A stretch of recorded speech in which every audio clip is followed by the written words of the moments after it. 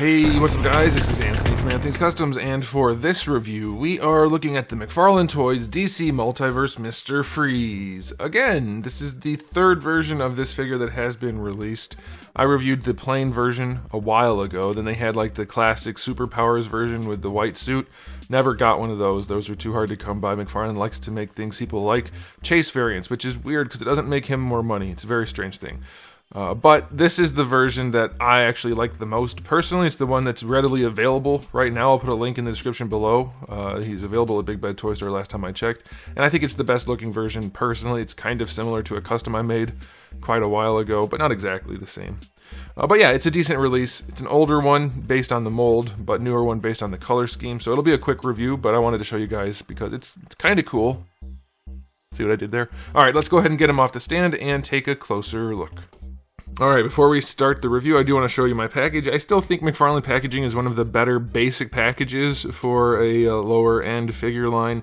It's very front and center for the figure, and then the packaging is decent looking. Nothing special, and maybe they get a little bland if you have too many of them side by side because it's mostly just black, but I still think it's fine. It's a good package. Alright, so let's set that aside and let's look at the figure. We don't really need... Well, we'll leave it in his hand, what the heck. No, we won't. Let's take it out. Okay, so there's Mr. Freeze.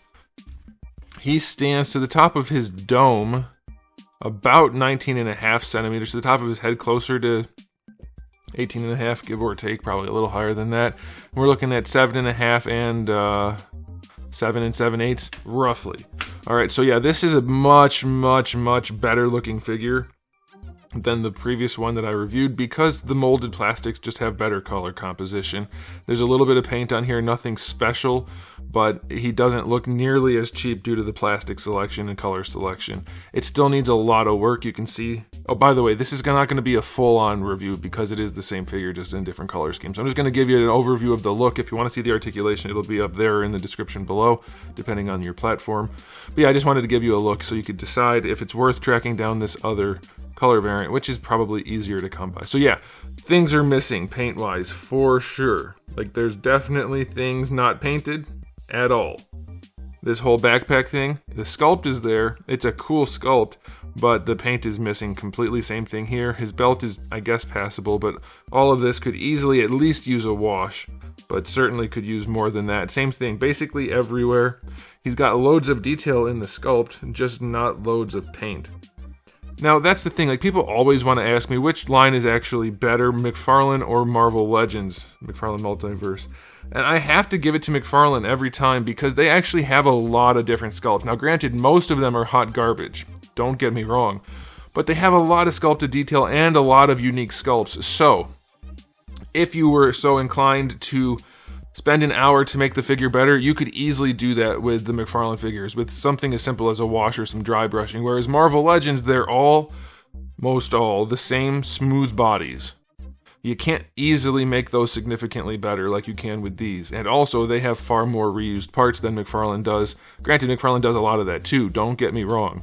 Both of these companies are severely lacking in a lot of ways, but I think you just have a better chance of getting a good figure with McFarlane because they do have the unique sculpts. That's my take. You can't add sculpted detail easily. You can easily bring out the details of a good sculpt. So that's where I'm looking at it from.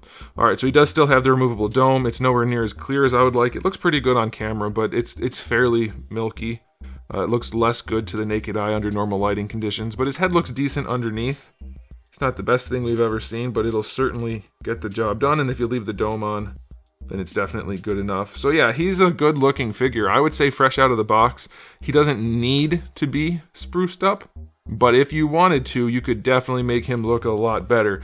I believe this is basically the animated series color scheme, if memory serves, but it's a good looking figure. Yes, it's missing paint and stuff, but it has decent proportioning and really good sculpt work and definitely enough color variation to make him look good on a shelf if you didn't want to put any effort into it at all. This one will get the job done. His gun, I think, is a better looking version than the last one also. I'll just show you that. It's basically just silver with a little bit of light blue, and then the freezy part is just this clear. So it's nothing special. It is just another recolor, but I do think it is a much better looking recolor. The card you get right there, and then of course you do get the DC display stand, but this is the one to get. If you ask me, as far as Mr. Freeze figures go, this is the one to get. It's probably not as nice looking as some of the older like DCUC or DCSH type of figures in some ways, but in other ways it's better and it's easy to get. So yeah, this one gets my vote. It's a solid figure for sure. If you don't mind getting a repaint, then this is the one to pick up, I would suggest. Okay, so that's it for me. I just wanted to give you guys a quick overview so you had an idea if you wanted to track it down or not. I would say yes. Thanks for watching, guys. If you enjoyed the video, please do give it a thumbs up. If you didn't, give it a thumbs down. And if you have give it a thumbs down. And if you haven't subscribed, you might want to. I have new videos just about every single day. And I do have thousands, literally, of videos, mostly reviews, like almost all reviews. There's a couple other odds and ends, but literally thousands of reviews on my channel. So make sure you come back for all of that. And in the meantime, keep collecting.